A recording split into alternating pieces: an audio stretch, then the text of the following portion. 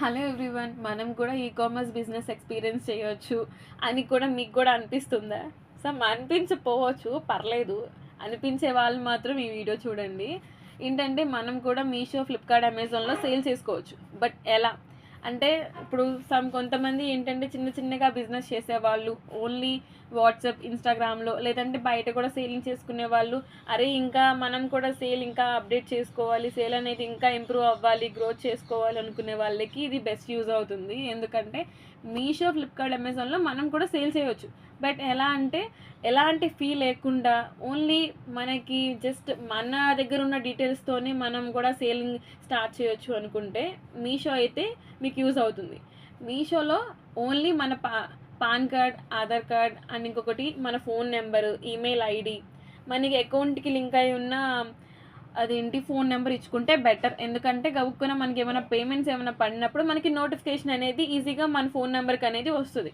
And ఇంకోటి, మీరు current account అయినా పర్లేదు, సేవింగ్ అకౌంట్ అయినా పర్లేదు, ఆ రెండిట్లో ఏదైనా మనకి అకౌంట్ ఉంటే అది మైనస్ అవ్వకుండా ఉన్న అకౌంట్ ఇచ్చుకుంటే బెటర్. సో అవన్నీ ఉంటే కనుక అది ఈజీగా వెళ్ళి మనం బికమ్ సప్లయర్ అని చెప్పేసి మీషోలో సెట్టింగ్స్లో ఉంటుంది. అందులోకి వెళ్ళి స్టెప్ బై స్టెప్ అలా చూపిస్తుంది. ఇలాగ డీటెయిల్స్ అనేది, ఈ డీటెయిల్స్ అనేది ఇవ్వాలి, తర్వాత నెక్స్ట్ ఇది ఇవ్వాలి అని చెప్పేసి అలా అలా కొంచెం డీటెయిల్స్ అనేది ఇమ్మంటుంది.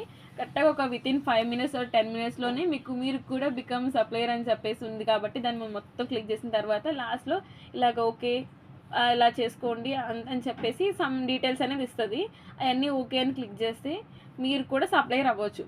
బట్ దాని తర్వాత నుంచి ప్రాసెస్ ఏంటంటే దానికి ఎలాంటి పేమెంట్స్ అనేది చేయవసరం లేదు. మనం ఈ డీటెయిల్స్ అన్నీ ఇచ్చిన తర్వాత వెంటనే మన దగ్గర ఏమైతే సేల్ చేద్దాం అనుకుంటున్నామో, సమ్ క్లాతింగ్ అయినా, లేదంటే జ్యువెలరీ ఐటమ్స్ అయినా, లేదా ఫ్యాన్సీ ఐటమ్స్ అయినా, ఎలాంటి ఐటమ్స్ అయినా, లేదా గ్రాసరీ ఐటమ్స్ అయినా, లేదంటే హోమ్ డెకోర్ ఐటమ్స్ అయినా, ఏ ఐటమ్ అయినా కూడా మీరు హోల్సేల్లో తెచ్చుకున్నా, లేదంటే రీసేల్గా చేద్దాం అనుకున్నా, లేదంటే హోల్సేలర్స్ మీరే ఇలా చేద్దాం అనుకున్నా కూడా కొంచెం మంచిగా యూజ్ ఉంది. బట్ ఏంటంటే లేదు, ఇది మనం ఫస్ట్ టైం చేస్తున్నాం అనుకుంటే ఓకే, చెప్పాలంటే స్టార్టింగ్ 300 నుంచి లేదా 400 బిలోనే చెప్పాలంటే, స్టార్టింగ్ 300, 400 లేదా 100, 200 బిలోనే మనకి పెట్టడం చాలా మంచిది. ఎందుకంటే న్యూ సెల్లర్స్కి స్టార్టింగ్లో అసలు వాళ్ళు సేలింగ్ అనేది నిజంగానే స్టార్ట్ చేశారా, లేకపోతే వాళ్ళు సేలింగ్ అనేది బాగానే ఉందా, వాళ్ళ ప్రొడక్ట్స్ అనేది బాగానే సేల్ అవుతున్నాయా, కస్టమర్కి వాల్యూగానే ఇస్తున్నారా, మనీకి వాల్యూ తగ్గట్టుగానే ఇస్తున్నారా లేదా అనేది ఒక 2-3 months అనేది చెక్ చేస్తుంది. అది మనకి ర్యాండమ్గా ఆర్డర్స్ అనేది మనకి ప్లేస్ అవుతూ ఉండి నిదానంగా మనకి గ్రో అనేది వస్తుంది. దానివల్ల ఒక 3 months చూస్తుంది. 3 months చూసిన కాడి నుంచి ఇంకా మనకి